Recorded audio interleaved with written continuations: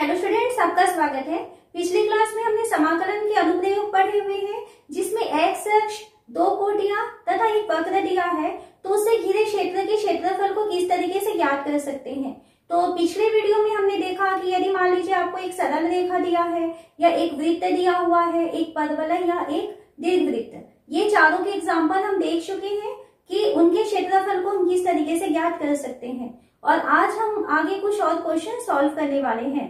तो पहला क्वेश्चन जैसे हम देखते हैं कि आपको कहता है कि समाकलन विधि का प्रयोग करते हुए mod x plus mod Y equal to 1 से घिरे क्षेत्र का क्षेत्रफल ज्ञात कीजिए।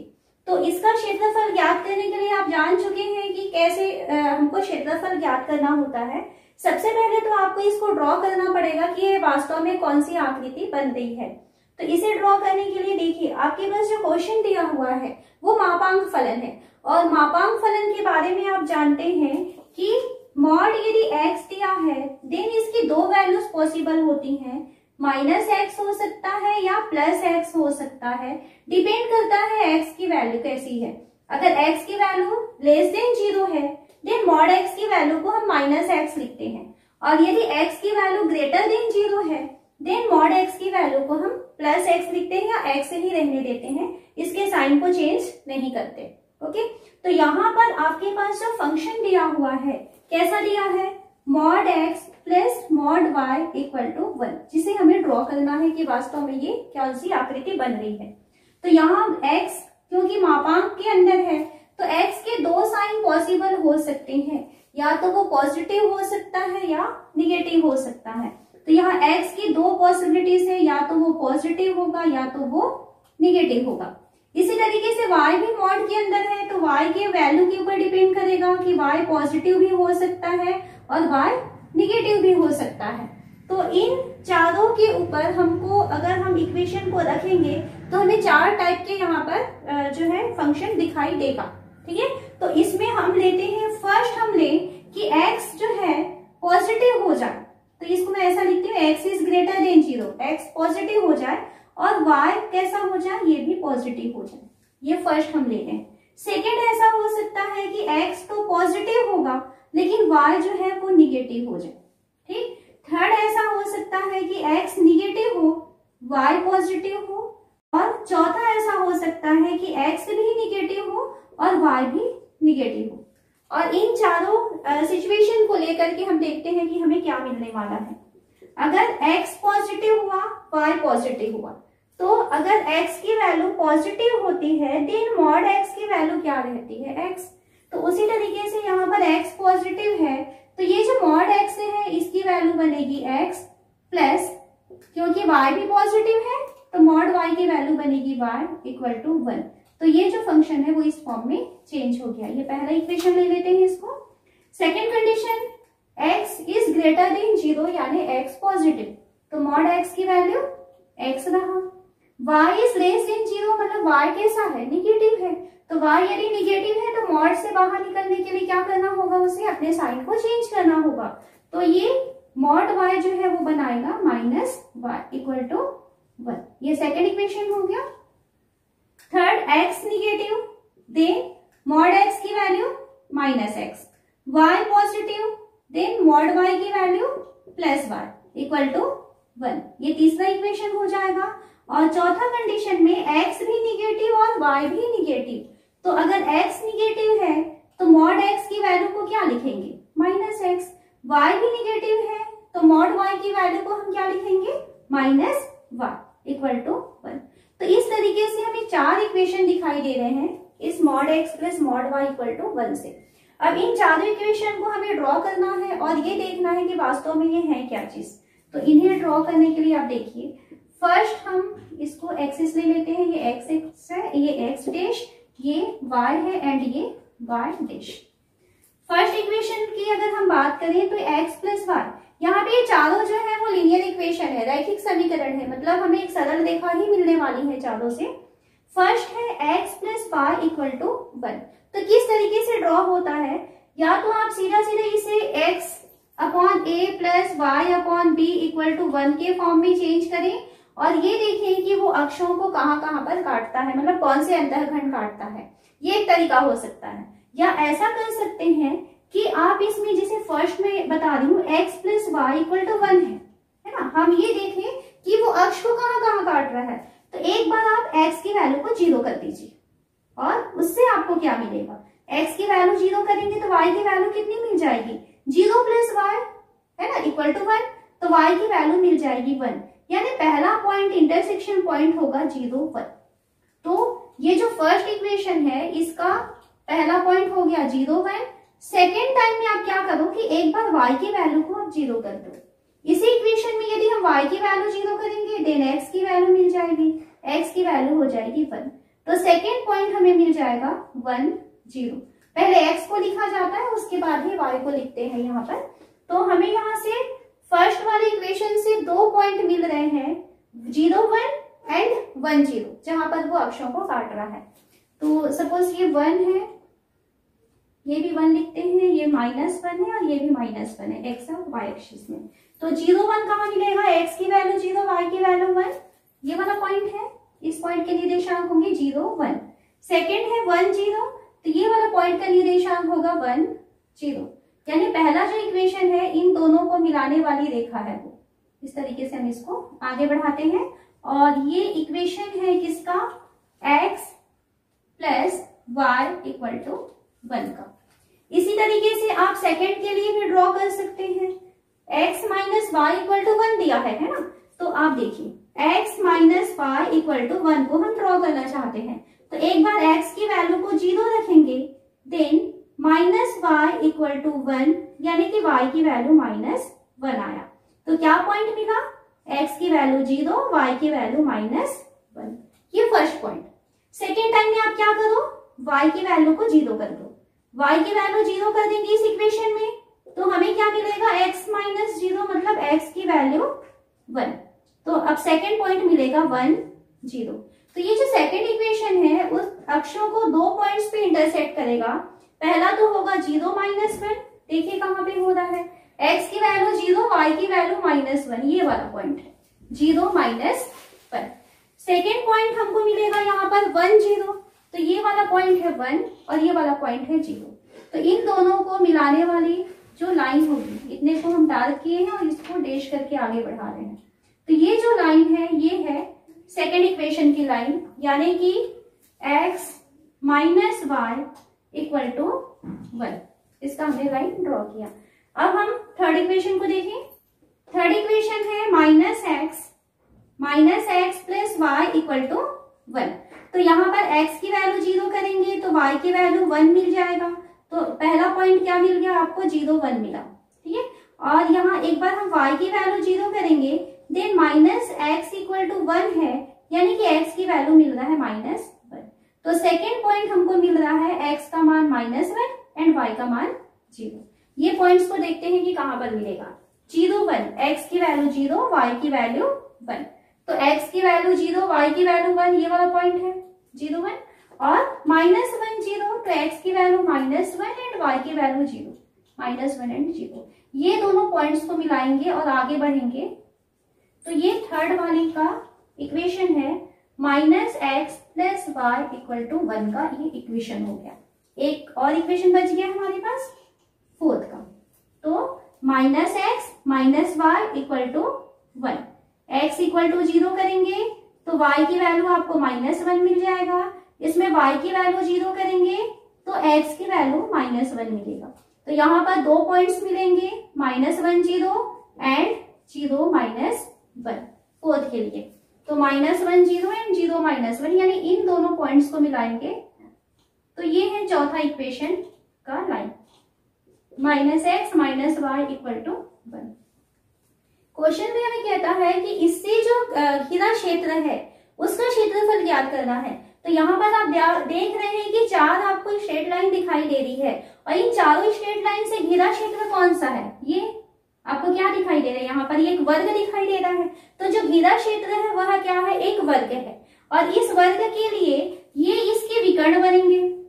और आप क्या जानते हैं कि वर्ग के जो दोनों विकर्ण हैं वो वर्ग को 4 बराबर भागों में विभाजित करते हैं। या ऐसा भी आप समझ सकते हैं कि यहाँ से यहाँ तक की वैल्यू 1 है, ये 1 है, ठीक है। आपको 4 ट्राइंगल दिखाई दे रहे हैं और चारों ही ट्राइंगल में कैसा है, लंब और आधार की वैल्यू 1 1 आया है, यानी चारों ट्राइंगल कैसे हैं, सेम है। अब हमें इस टोटल का यदि आपको क्षेत्रफल ज्ञात करना है तो आप क्या करें कि इसमें से एक का हम क्षेत्रफल निकाल लेते हैं और उस एक हिस्से के क्षेत्रफल को यदि हम 4 से मल्टीप्लाई करेंगे देन हमको इस पूरे वर्ग का क्षेत्रफल मिल जाएगा। अब इसका जब हम क्षेत्रफल ज्ञात करेंगे तो क्या होगा, इसके क्षेत्रफल में आप देख रहे हो, अगर हम इस तरीके से इसको x के सापेक्ष समाकलन की विधि का यूज करना है आपको। यहाँ पर आप दूसरी तरीके से क्षेत्रफल ज्ञात नहीं करेंगे क्योंकि हमारा समाकलन का टॉपिक चल रहा है, तो यहाँ पर क्षेत्रफल ज्ञात करने के लिए आप समाकलन मेथड का ही यूज करेंगे। किसी और तरीके से जैसे 1/2 आधार गुणित ऊंचाई करके आप निकाल लिए तो वहां पर आपका रॉन्ग हो जाएगा। ठीक है, आपको यहाँ पर मेथड में मार्क्स मिलने वाले हैं, तो आप समाकलन विधि का यूज करेंगे। तो एक्स अक्ष में इस तरीके से हमने एक स्ट्रिप लिया है जिसकी चौड़ाई कितने लेते हैं हम, dx। तो x के सापेक्ष हम समाकलन करेंगे तो अब यहाँ लिमिट्स देखिए क्या क्या हो रहा है। तो इस ट्राइंगल के लिए जो x की लोअर लिमिट होगी, x की वैल्यू यहाँ कितनी है 0 और यहाँ पर x की वैल्यू कितनी है 1, यानी निम्न सीमा की वैल्यू 0 होगी, उच्च सीमा की वैल्यू 1 होगी। जब हम इसका इंटीग्रेशन करेंगे इसके लिए आप x के सापेक्ष समाकलन करने वाले हो और वक्र कौन सा होगा, ये वक्र होगा कौन सा, x plus Y equal to 1। और इस वक्र के लिए जो y की वैल्यू आपको मिलने वाली है, y की value x plus Y equal to 1 है, मतलब y की वैल्यू कितनी है 1 माइनस x। इसका आपको इंटीग्रेशन करना है। इसका नाम ले लेते हैं, सपोज ये a है, b है, c है और d है, और यहाँ पर हम बीच में ले लेते हैं o। तो आपको a b c d का क्षेत्रफल चाहिए, तो हम उसको लिख सकते हैं a b c d का क्षेत्रफल बराबर 4 गुणा a o d का क्षेत्रफल, उसका भी हम यूज करेंगे। तो यहाँ पर हम लिखते हैं a b c d का क्षेत्रफल बराबर 4 गुणा किसका क्षेत्रफल लेने वाले हैं हम, o a d का क्षेत्रफल। तो o a d का क्षेत्रफल के लिए क्या हो जाएगा, इक्वल टू 4 तो बाहर रहेगा। अब हम जब इसका क्षेत्रफल निकाल रहे हैं तो क्या लिखेंगे y dx, ठीक है, y लेंगे dx और लिमिट्स अभी हम देखें 0 से लेकर के कहां तक जाएगा, वो 1 तक। x की वैल्यू मिनिमम वैल्यू 0 है एंड मैक्सिमम वैल्यू 1 है, y dx। अब इसके लिए y की वैल्यू क्या होगी, तो 0 to 1 y की वैल्यू जिस वक्र से वो जा रहा है, ये वाला वक्र यहाँ पर है, तो इस वक्र के लिए y का मान है 1 माइनस एक्स। तो यहाँ पर y की वैल्यू लिखेंगे हम 1 minus x d x equal to 4 into, अब इसका इंटीग्रेशन करें, 1 का इंटीग्रेशन होगा x माइनस x का इंटीग्रेशन हो जाएगा x स्क्वायर बाई 2। इंटीग्रेशन का प्रोसेस हो गया है। अब इसकी लिमिट ले लेते हैं 0 to 1 इक्वल टू 4। अब यहाँ पर हम क्या करेंगे, एक बार अपर लिमिट की वैल्यू रखेंगे, फिर माइनस करके एक बार लोअर लिमिट की वैल्यू रखेंगे। अपर लिमिट की वैल्यू रखते हैं 1 माइनस 1 का स्क्वायर बाई 2 यानी 1 बाई 2, फिर माइनस का साइन लगाएंगे और x की वैल्यू हम इसमें जो निम्न सीमा दिया हुआ है उसकी वैल्यू रखेंगे, तो 0 माइनस 0 बाई 2 यानी वो हो जाएगा 0 equal to 4। 1 minus 1 by 2 means 1 by 2, तो इसकी वैल्यू आ रही है 2। तो इसका क्षेत्रफल 2 आया है और इसको हमको लिखना होगा वर्ग इकाई। तो इस तरीके से mod x plus mod y equal to 1 से घिरे क्षेत्र का क्षेत्रफल हमको मिल रहा है 2 वर्ग इकाई। यहाँ पर आपको जो ध्यान देने वाला है, जो बात है जो बाकी क्वेश्चन से अलग है, क्या था कि ये मापांक फलन था। तो मापांक फलन जब कभी भी आता है तो आपको ध्यान रखना है कि मापांक फलन को किस तरीके से डिफाइन किया गया है। इसमें मॉड के अंदर जो भी राशि आती है यदि वो पॉजिटिव होती है देन वो बाहर निकल के अपने साइन को चेंज नहीं करेगी, और यदि मॉड के अंदर जो भी राशि आएगी वो निगेटिव है तो वो मॉड से जब बाहर निकलेगी तो अपने साइन को वो चेंज कर लेती है। तो इस तरीके से हम इस क्वेश्चन को सॉल्व कर सकते हैं। हम यहाँ नेक्स्ट क्वेश्चन लेते हैं, y equal to mod x plus 3 का ग्राफ खींचना है और इंटीग्रेशन करना है मॉड x प्लस 3, जिसमें इसकी लिमिट्स दी गई है -6 to 0 और इसकी वैल्यू को हमको फाइंड करना है। तो सबसे पहले हमको करना है y equal to mod x plus 3 का ग्राफ। तो अभी हमने देखा मॉड फंक्शन क्या होता है, ये डिपेंड करता है कि इस मॉड के अंदर जो राशि आने वाली है वो निगेटिव हो रही है या पॉजिटिव हो रही है। तो मॉड x प्लस 3 की दो वैल्यूज हो सकती हैं, x प्लस 3 और माइनस x प्लस 3। किस पर डिपेंड करता है कि यदि x प्लस 3 की value greater than or equal to 0 हुआ तब तो मॉड x प्लस 3 की वैल्यू x प्लस 3 ही रहेगी, और यदि x प्लस 3 की वैल्यू लेस देन 0 हुआ यानी निगेटिव होता है देन मॉड x प्लस 3 की वैल्यू अपने आप को पॉजिटिव बनाने के लिए वो फिर से अपने साथ साइन चेंज कर लेगी, यानी माइनस एक्स प्लस 3 में वो चेंज हो जाएगा। तो y की दो वैल्यूज पॉसिबल है, y equal to x plus 3 when x plus 3 is greater than or equal to 0, और y की value minus x plus 3 when x plus 3 is less than 0। तो इसमें फर्स्ट कंडीशन पे हम विचार करते हैं, यदि क्या होगा x plus 3 is greater than or equal to 0 होता है, या जिसे हम लिख सकते हैं कि x is greater than or equal to minus 3, उस कंडीशन में y की वैल्यू हमको मिलने वाली है x प्लस 3। अब इसका ग्राफ देखते हैं कैसे बना सकते हैं। तो ये अक्षों को कहाँ कहाँ प्रतिच्छेद करेगा ये जानने के लिए एक बार हम x की वैल्यू को 0 करेंगे और एक बार y की वैल्यू को 0 करेंगे। तो x की वैल्यू यदि 0 कर दिया जाए देन y की वैल्यू हमें मिल जाएगी 3। तो इससे हमें पता चल रहा है कि ये अक्ष को बिंदु 0, 3 पर प्रतिच्छेद करेगा। ये फर्स्ट मिल गया। और यदि हम इसमें y की वैल्यू 0 कर देंगे देन x की वैल्यू माइनस 3 मिल जाएगा। तो इससे हमें ये पता चल रहा है कि बिंदु माइनस 3, 0 पर भी वो अक्ष को प्रतिच्छेद करेगा। यहाँ पर वो जो है y अक्ष को प्रतिच्छेद करेगा और यहाँ पर x अक्ष को प्रतिच्छेद करेगा। तो इसका ग्राफ भी बनाते हुए चलते हैं, डायग्राम किस तरीके से बनने वाला है। तो 0, 3, x की वैल्यू 0 एंड y की वैल्यू 3। सपोज ये है 0, 3, माइनस 3, 0, तो x की वैल्यू माइनस 3। अगर मान लीजिए हम इसको लिखते हैं माइनस 3 तो इस बिंदु का निर्देशांक होगा माइनस 3, 0। तो इन दोनों बिंदुओं से होकर के जो जाने वाली रेखा है इसका समीकरण होगा y equal to x plus 3। इसका इक्वेशन हो गया y equal to x plus 3। ये फर्स्ट कंडीशन है जब x is greater than or equal to 0 होता है। सेकेंड कंडीशन हो सकती है कि यदि क्या होगा x plus 3 is less than 0 हो जाए। तो x plus 3 is less than 0, या जिसे हम कह सकते हैं कि x is less then minus 3। तो इस कंडीशन में y की वैल्यू क्या हो रही है, इसकी वैल्यू हो रही है माइनस एक्स प्लस 3।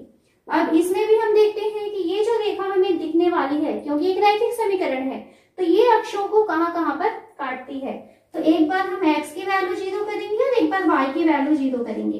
तो x की वैल्यू 0 करने से हमें ये पता चलेगा कि वो y अक्ष को कहाँ काटने वाली है, और y की वैल्यू यदि 0 कर देंगे तो ये पता चलेगा कि वो x को कहाँ पर काटने वाली है। x इक्वल टू 0 रखिए देन y की वैल्यू मिल जाएगी माइनस 3। तो इससे हमें पता चल रहा है कि बिंदु 0, माइनस 3 पर ये जो है y अक्ष को काटेगी। और यदि y की वैल्यू 0 कर देंगे तो यहाँ पर हमें x की वैल्यू देखिए, y की वैल्यू 0 हो गया देन x की वैल्यू माइनस 3 हुआ। तो यहाँ से हमें ये पता चल रहा है कि बिंदु माइनस 3, 0 पर किसको काटेगी, वो x अक्ष को प्रतिच्छेद करेगी।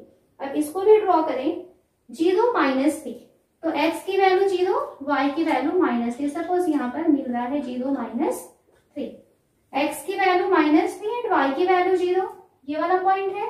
इन दोनों पॉइंट्स को हम मिलाते हैं तो ये जो रेखा बन रही है इस रेखा का समीकरण है y equal to minus x plus 3। तो फर्स्ट क्वेश्चन जो उसने कहा था कि y equal to mod x plus 3 का ग्राफ खींचिए, तो इस तरीके से हम y equal to mod x plus 3 को खींच सकते हैं, बना सकते हैं। सेकेंड क्वेश्चन में उसने कहा है कि मॉड एक्स प्लस 3 dx, इसका आपको x के सापेक्ष इंटीग्रेशन करना है, लेकिन उसमें लिमिट्स दी गई है कि आपको -6 से लेकर के 0 तक को लेना है। x की वैल्यू -6 और x की वैल्यू 0। तो तीसरी चीज x इक्वल टू -6 क्या होगा, ये जो है y अक्ष के समांतर रेखा होगी, y अक्ष के समांतर रेखा। और कहां से गुजरेगी वो, x की वैल्यू जहां पर -6 है वहां से वो गुजरने वाली है। तो ये 0, 0 था, ये -3, 0 था। सपोज यहाँ पर लगभग मिलेगा हमको -6, 0। तो यहाँ से y अक्ष ये है, इसके समांतर रेखा खींचते हैं तो इस रेखा का समीकरण होगा x इक्वल टू -6 और इसकी जो अपर लिमिट है वो दिया है 0। यहां से देखिए अपर लिमिट की वैल्यू कितनी है 0, तो x इक्वल टू 0 का मतलब होता है y अक्ष। तो चौथी जो लाइन है वो है y अक्ष जिसका समीकरण होता है x इक्वल टू 0। तो अब हमें करना है x की वैल्यू -6 से लेकर के 0 तक मॉड x प्लस 3 dx का इंटीग्रेशन। तो आपको ये वाला जो एरिया है, ये जो क्षेत्र दिखाई दे रहा है शेडेड एरिया, उसका आपको क्षेत्रफल ज्ञात करना है। तो इसका क्षेत्रफल ज्ञात हम किस तरीके से कर सकते हैं, तो यहाँ पर देखिए अगर हम इस तरीके से इसका स्ट्रिप लें, हम x के सापेक्ष इसको क्षेत्रफल ज्ञात करने के लिए समाकलन करें तो क्या होगा, ये यहाँ पर x की वैल्यू -6 से लेकर के -3 तक, यहाँ से -6 से -3 तक जो फंक्शन है इसमें y की वैल्यू क्या होने वाली है, -x प्लस 3 होने वाली है। फिर जैसे ही हम -3 से 0 तक पहुंचते हैं x में, तब उसमें जो है आपका जो y है इसकी वैल्यू क्या होने वाली है, x प्लस 3 होने वाली है। यानी जो फलन है वो चेंज हो रहा है, -6 से -3 तक फलन की वैल्यू अलग है और -3 से 0 तक फलन की वैल्यू अलग है। तो अगर हमें -6 से 0 तक मॉड x प्लस 3 का इंटीग्रेशन करना है, तब आपको इन दोनों फंक्शंस को अलग अलग लेकर के दो भागों में बांट करके इंटीग्रेशन करना होगा। तो हमें क्वेश्चन में क्या दिया हुआ है, इसको हम थोड़ा कम कर लेते हैं यहाँ तक। हमें क्वेश्चन में उसने दिया हुआ है -6 से लेकर के 0 तक मॉड x प्लस 3 dx की वैल्यू फाइंड करनी है। तो इसे हम दो भागों में बांटेंगे, एक तो -6 से लेकर के कहाँ जाना है, -3 तक, इसके लिए y dx लिखेंगे। फिर प्लस सेकेंड क्वेश्चन में हमें जाना है 0 से लेकर के, सॉरी यहाँ x की वैल्यू -3 है ना, x की वैल्यू -3 से लेकर के x की वैल्यू तक 0 तक, इसके लिए हमें y dx की वैल्यू चाहिए। वैल्यू देखते हैं, -6 से लेकर के -3 y, ये वाला y लेना है, -6 से -3 तक ये वाला y है। तो क्या है ये, y plus 3 dx, sorry x plus 3 dx है ये, x प्लस 3 dx प्लस -3 से लेकर के 0, सेकेंड के लिए y की वैल्यू है x प्लस 3 dx। इंटीग्रेशन करें तो माइनस ये हो जाएगा x² प्लस 3x। इंटीग्रेशन का प्रोसेस हो गया, तो आप इसकी लिमिट्स रख दीजिए, -6 से लेकर के -3, ये माइनस था, इसको हमने बाहर निकाल दिया है। प्लस यहां से हम इसका इंटीग्रेशन करते हैं तो ये हो जाएगा x² प्लस 3x, और इसमें लिमिट्स आ रही है -3 से लेकर के 0 तक, इक्वल टू, अब एक बार क्या करना होता है हमको, x की वैल्यू अपर लिमिट में रखते हैं और एक बार x की लोअर लिमिट की वैल्यू रखते हैं। तो माइनस तो बाहर में है, अपर लिमिट है -3, तो -3 का स्क्वायर, तो -3 का स्क्वायर हो जाएगा, -3 का स्क्वायर हो जाएगा 9/2, -3 इंटू 3 -9, ये फर्स्ट हो गया। माइनस का साइन लगाते हैं, यहां से -6 का स्क्वायर हो जाएगा 36/2 और माइनस का साइन लगाए हुए हैं, ये हो जाएगा प्लस माइनस -18। ये फर्स्ट पार्ट का कंप्लीट हुआ। सेकेंड पार्ट में चले तो यहाँ पर हमको मिल रहा है 0 का स्क्वायर, तो देखिए यहाँ x की वैल्यू 0 रखेंगे तो पूरा 0 हो जाएगा, माइनस का साइन लगा करके x की वैल्यू -3 का स्क्वायर रखेंगे तो +9 हो जाएगा, 9/2। ये -9 मिलने वाला है, और ये क्योंकि माइनस का साइन है तो ये हो जाएगा +9, ये सेकेंड वैल्यू हो जाएगा। अब इसको सॉल्व करें तो यहाँ से 9/2 -9, ये हो जाएगा -9/2, ये -9/2 इस माइनस के साथ मल्टीप्लाई होकर के बनाएगा +9/2। यहाँ से 2 और ये 18 टाइम कैंसिल हो जाएगा, तो 18 - 18 ये तो 0 बना देगा। प्लस सेकेंड में जाए तो -9/2 +9 है, तो यहां से हमें मिलेगा +9/2, तो 9/2 +9/2 यानी हमको टोटल 9 और क्योंकि ये क्षेत्रफल शो कर रहा है इसलिए हम इसे लिखेंगे वर्ग इकाई। तो इस तरीके से मॉड x प्लस 3dx, जहां x की वैल्यू -6 से लेकर के 0 तक लेनी है, उसकी वैल्यू आ रही है 9 वर्ग इकाई। नेक्स्ट क्वेश्चन है x इक्वल टू 0 एम x इक्वल टू 2 पाई तथा वक्र दिया है y equal to sine x से घिरे क्षेत्र का क्षेत्रफल ज्ञात करना है। तो इसका क्षेत्रफल ज्ञात करने के लिए सबसे पहले तो आपको y equal to sine x किस तरीके से बनता है उसे देखें। तो हमें फंक्शन क्या दिया है y equal to sine x। तो इसे ड्रॉ करने के लिए आप क्या करें कि इस तरीके से बॉक्स बनाएंगे, यहाँ पर वैल्यूज रखेंगे, एक में x होगा और दूसरे में y होगा, y मतलब साइन x। तो अगर हम x की वैल्यू, अब यहाँ पर x की वैल्यू कहां से कहां तक जानी है आपको, 0 से 2 पाई मतलब 0 से 360 अंश के बीच जानी है। तो जो उसकी मेन वैल्यू से जहां पर आपका साइन x जो है वो मैक्सिमम एंड मिनिमम वैल्यू देता है, वही वैल्यू हम यहाँ पर ले लेते हैं। तो एक तो 0 होता है ना, साइन 0 की वैल्यू कितनी होती है 0, फिर पाई बाई 2 में लेते हैं साइन पाई बाई 2 की वैल्यू 1, फिर पाई यानी 180 0 देता है, 3 पाई बाई 2 यानी 270 अंश में साइन का मान -1 होता है, फिर हम पहुंचते हैं 2 पाई, तो साइन 2 पाई की वैल्यू 0 होती है। हमें इसमें बहुत सारी वैल्यूज नहीं लेनी है, जहां पर x या साइन x जो है वो मैक्सिमम वैल्यू दे रहा है, मैक्सिमम वैल्यू 90 पे देता है, +1 होता है, मिनिमम वैल्यू जो है वो 270 पे देता है, यानी कि वहां पर -1 होता है, और बीच की कुछ वैल्यूज जहां पर वो 0 को टच करता है या अक्ष को टच करता है उसको हमको लेना है। तो इसको हम ड्रॉ करें तो ये देखिए इस तरीके से हम इसको बनाते हैं। ये आपका y अक्ष हुआ यानी कि साइन अक्ष, साइन x का अक्ष हुआ, ये x अक्ष है। x में हमें वैल्यूज क्या क्या रखनी है, ये तो 0 हो गया, pi by 2 pi, 3 pi by 2 and 2 pi value रखते हैं। यहाँ पर साइन की जो मैक्सिमम वैल्यू होती है ये आप लोग हमेशा याद रखेंगे, मैक्सिमम वैल्यू +1 होती है एंड मिनिमम वैल्यू -1 होती है साइन और कॉस के लिए। तो साइन 0 की वैल्यू 0, x की वैल्यू 0, y की वैल्यू 0, पाई बाई 2 में y की वैल्यू 1, तो यहाँ पर 1 में पहुंच गए, पाई में y की वैल्यू 0 हो जाएगा, 3 पाई बाई 2 में y की वैल्यू -1 एंड 2 पाई में y की वैल्यू वापस 0। तो आप इसको मिला सकते हैं इस तरीके से। तो ये है साइन का ग्राफ, इस तरीके से आगे और वो बढ़ता है +1 -1 के बीच में। अब ये तो साइन x का ग्राफ हुआ। अब इसमें हमें कहता है कि x की वैल्यू 0 होनी चाहिए। ये एक क्या है, x इक्वल टू 0 मतलब क्या होता है, इसका मतलब होता है y अक्ष, y अक्ष यानी यहाँ पर ये साइन x का अक्ष हुआ। तो ये वाली जो लाइन है ये लाइन है x इक्वल टू 0 की लाइन। सेकेंड उसने कहा है x की वैल्यू 2 पाई चाहिए, तो x की वैल्यू 2 पाई का मतलब क्या होता है, y के समांतर रेखा। तो y के समांतर रेखा, y अक्ष का समांतर रेखा जो 2 पाई से होकर के गुजरेगा।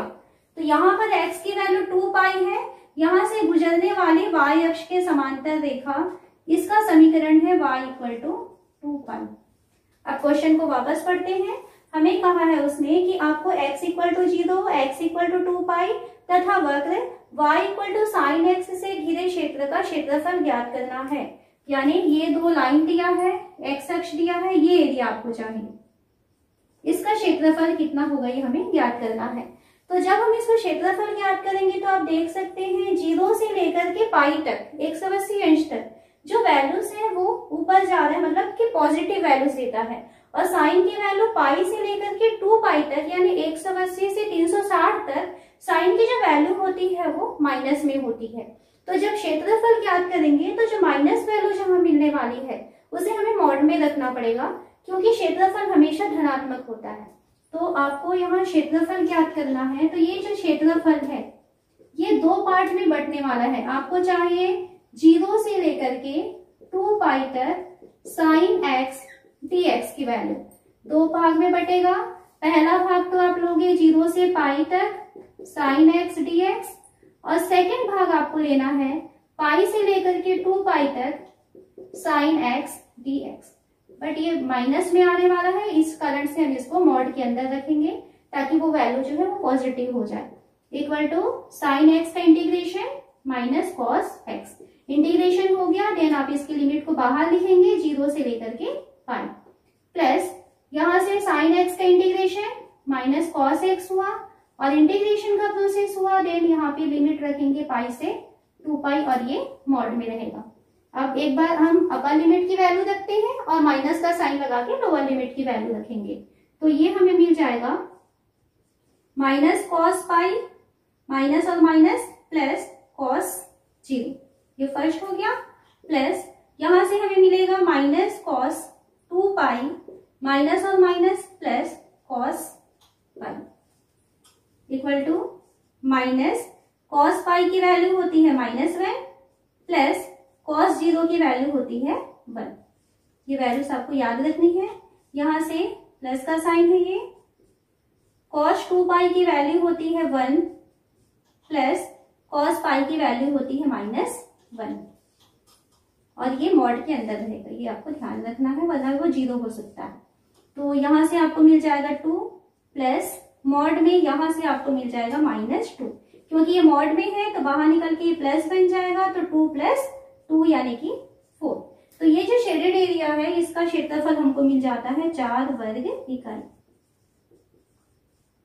तो साइन एक्स के लिए जिस तरीके से हमने सॉल्व किए हुए हैं, इसी तरीके से अगर आपको फंक्शन कॉस एक्स का भी दिया है तो कॉस एक्स का भी ग्राफ इसी तरीके से बनता है, बट उसका ग्राफ आपने देखा होगा कि ये 0 पे वो क्या होता है 1 होता है, फिर π/2 में वो 0 हो जाता है। इस तरीके से कॉस एक्स का ग्राफ बनता है। आपने त्रिकोणमिति वाले चैप्टर में साइन और कॉस के ग्राफ देखे हुए हैं, तो यहाँ पर भी अगर आपको इंटीग्रेशन करना है तो आप इसी तरीके से उसे सॉल्व कर सकते हैं।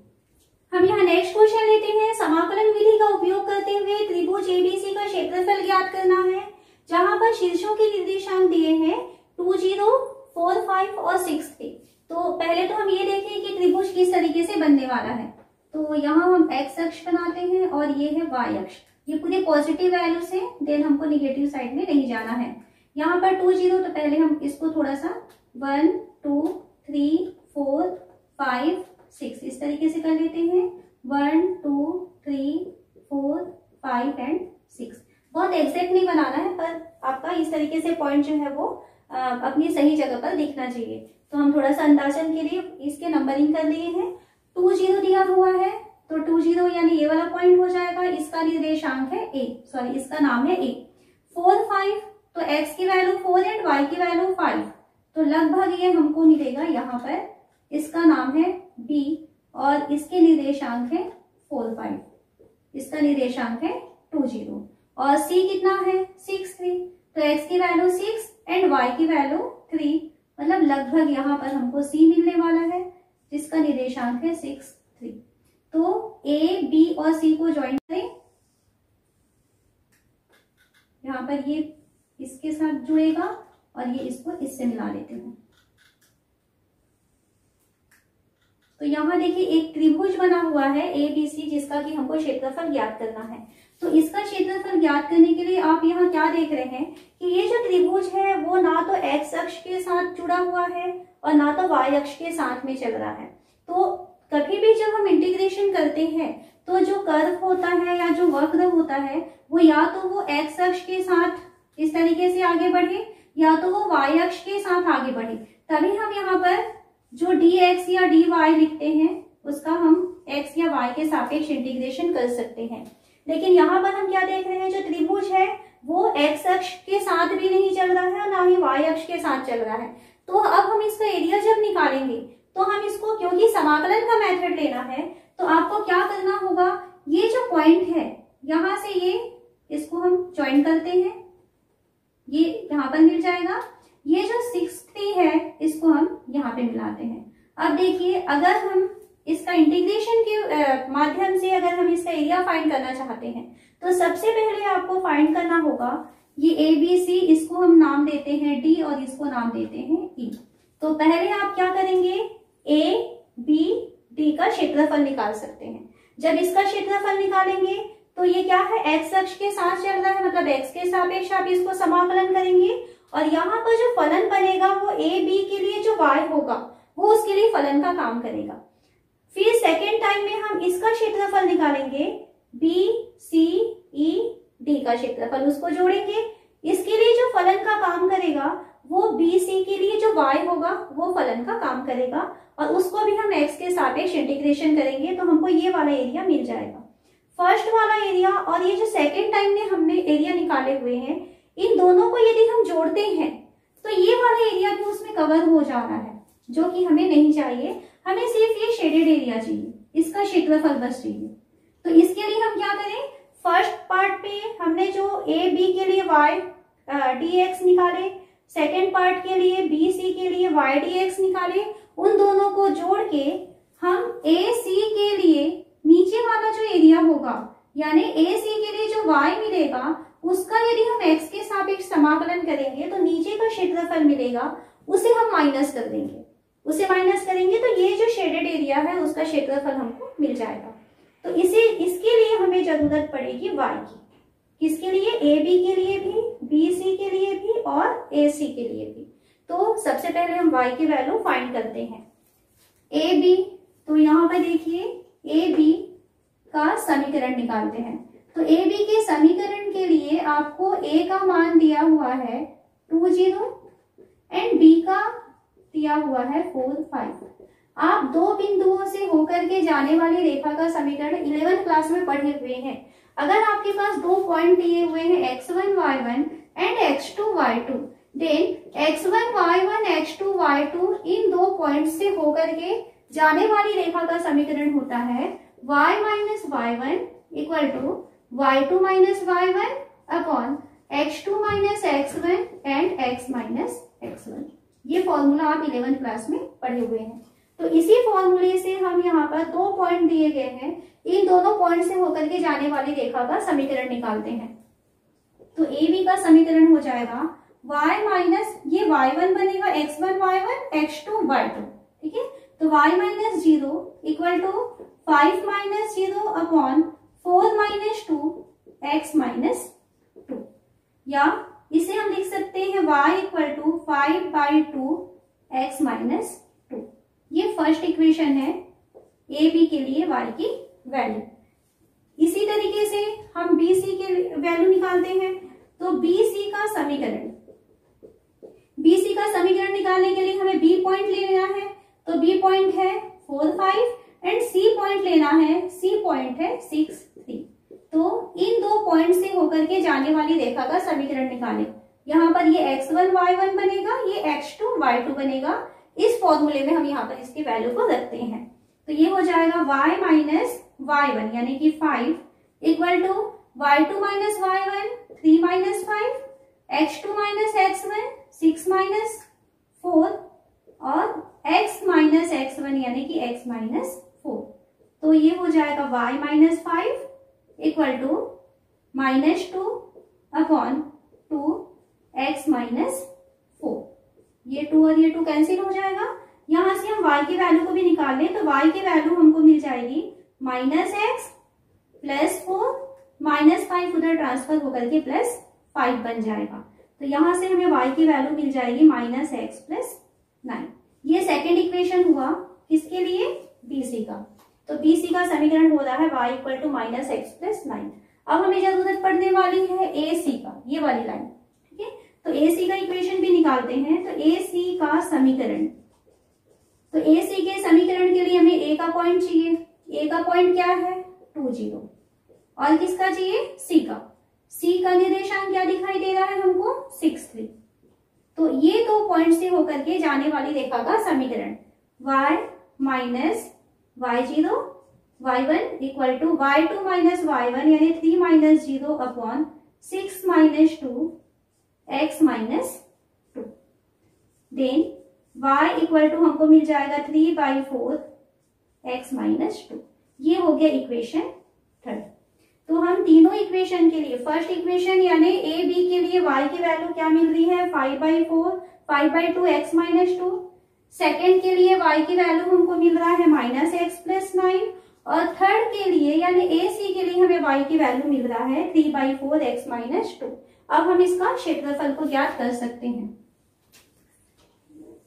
तो हमें क्षेत्रफल चाहिए त्रिभुज ए बी सी का। तो इसका क्षेत्रफल हम कैसे निकालेंगे, तो हम क्या करेंगे, हम इसमें क्षेत्रफल पहले निकालते हैं ABD। तो क्षेत्रफल निकालेंगे त्रिभुज ABD। इसमें हमको जोड़ना होगा ये सेकंड पार्ट वाला क्षेत्रफल, यानी कि हमको क्षेत्रफल जोड़ना है चतुर्भुज, ये है BCED, BCED। और इसमें हमें फिर माइनस करना होगा नीचे वाला क्षेत्रफल, यानी कि क्षेत्रफल नीचे भी हमें एक त्रिभुज दिखाई दे रहा है ACE। वैल्यू रखिए ABD का क्षेत्रफल, तो ABD में देखिए ABD में जो x की वैल्यू है वो 2 से लेकर के कहां तक जा रही है, 4 तक। तो x की वैल्यू 2 से लेकर के 4 तक जाएगा। y कौन सा फलन बन रहा है, ये वाली लाइन, AB वाली लाइन के लिए y। तो y चाहिए किसके लिए, AB के लिए, dx प्लस सेकेंड वाले में जाए तो इसका क्षेत्रफल के लिए जो x की वैल्यू है वो 4 से लेकर के 6 तक जाने वाली है, इसके लिए y लेना तो है, पर कौन से फलन के लिए, यहाँ पर BC के लिए, इसका y आ जाएगा dx प्लस, यहाँ पर प्लस नहीं होगा माइनस होगा। अब ये पूरा एरिया कवर हो गया, इस पूरे एरिया में से आपको ये नीचे वाला एरिया को माइनस करना है, तो यहाँ पर हम लगाएंगे माइनस। अब यहाँ से यहाँ तक आपका हो रहा है 2 से 6, नीचे वाले एरिया को लेना है, तो इसके लिए ये वाला जो लाइन दिखाई दे रहा है उसके लिए y चाहिए, तो हम y dx तो लिखेंगे, लेकिन यहाँ पर जो y होगा AC का y होगा, इस तरीके से आप इसको लिख सकते हैं, इक्वल टू 2 से 4 AB के लिए y की वैल्यू, यहाँ देखिए ये AB की लाइन है, AB की लाइन कहाँ दिखाई दे रही है, ये आपका फर्स्ट वाला लाइन, ठीक है। इसके लिए y की वैल्यू है 5/2 x माइनस 2, 5/2 को बाहर निकाल देते हैं, x minus 2 dx plus BC के लिए तो ये 4 से 6 हो जाएगा, BC के लिए y, तो इसके लिए सेकेंड इक्वेशन में y मिला था हमको, minus x plus 9 dx। Minus करेंगे 2 से 6, AC के लिए y के वैल्यू मिल रहा है 3/4 x माइनस 2, तो 3/4 को हम बाहर निकाल सकते हैं, 3/4 ये हो जाएगा x माइनस 2 dx। इंटीग्रेशन करें 5/2, ये हो जाएगा x² 2 माइनस 2x। इंटीग्रेशन के बाद लिमिट रखेंगे 2 and 4 प्लस ये हो जाएगा माइनस x² 2 प्लस 9x, इसकी लिमिट हो जाएगी 4 से 6, माइनस 3/4 बाहर है, ये हो जाएगा x² 2 माइनस 2x, इसकी लिमिट है 2 से 6। एक बार अपर लिमिट की वैल्यू रखते हैं, फिर माइनस का साइन देकर के लोअर लिमिट की वैल्यू रखेंगे, तो ये 5/2, यहाँ पर अपर लिमिट है 4, तो 4 का स्क्वायर 16/2 यानी मिलेगा 8 माइनस 4 into 2 8, ये हो गया। माइनस का साइन लगाएंगे और लोअर लिमिट की वैल्यू रखेंगे, तो 2 का स्क्वायर 4, 4/2 यानी कि 2, माइनस और माइनस ये हो जाएगा प्लस 4, ये फर्स्ट वाला हुआ। प्लस सेकेंड में पहुंचे हम, तो यहाँ पर 6 का स्क्वायर 36 हुआ, 36/2 मतलब हो जाएगा 18, कैसा हो जाएगा ये, माइनस 18, प्लस 6 into 9 ये हो गया 54, माइनस माइनस और ये माइनस प्लस हो गया, 4 का स्क्वायर 16/2 यानी कि 8 माइनस 36, ये सेकेंड ब्रैकेट में आया, माइनस 3/4, यहाँ पर हम देखते हैं अपर लिमिट है 6, 6 का स्क्वायर 36, 36/2 यानी कि 18 हो गया, माइनस 6 into 2 12, माइनस 2 का स्क्वायर 4/2 यानी कि 2, और प्लस 2 into 2 4। ये सारी वैल्यूज आपको बहुत सावधानी से रखना है जब आप लिमिट की वैल्यू रखते जा रहे हैं। Equal to 5/2 minus 8 plus 8 cancel हो जाएगा, 4 माइनस 2 यानी कि हमको मिल रहा है 2 into 2 रखिए, प्लस यहाँ से ये हो रहा है माइनस 18 और माइनस 36, तो ये हो गया माइनस 54, और ये माइनस 54 इस प्लस 54 को कैंसिल कर देगा, तो यहाँ हमें मिल जा रहा है 8, तो प्लस 8 हो गया, माइनस 3/4, इसमें ब्रैकेट में क्या बच रहा है, तो 18 प्लस 4 22, 22 माइनस 2 20, 20 माइनस 12 यानी कि होगा 8। तो ये इंटू 8, ये 2 टाइम कैंसिल होगा, यहां से ये दोनों कैंसिल हो गया। देन ये 5 प्लस 8 यानी कि 13 माइनस 3 इंटू 2 6, तो 13 माइनस 6 यानी 7। और क्योंकि क्षेत्रफल लेना था हमें, तो यहाँ पर इसका जो क्षेत्रफल है वो हो जाएगा 7 वर्ग इकाई। तो जब कभी भी आपको ऐसा एरिया फाइंड करना होता है जो कि ना तो एक्स अक्ष के साथ जुड़ा हुआ है और ना तो वाई अक्ष के साथ में जुड़ा हुआ है, तब आप इस तरीके से करेंगे कि आप पूरे एरिया को पहले फाइंड कर लेंगे, उसके बाद जितनी एरिया को आपको वहां से हटाना है उसको आप माइनस करेंगे और नीचे वाले वक्र के लिए y की वैल्यू लेंगे और उसका x के सापेक्ष इंटीग्रेशन करके उसको माइनस कर सकते हैं।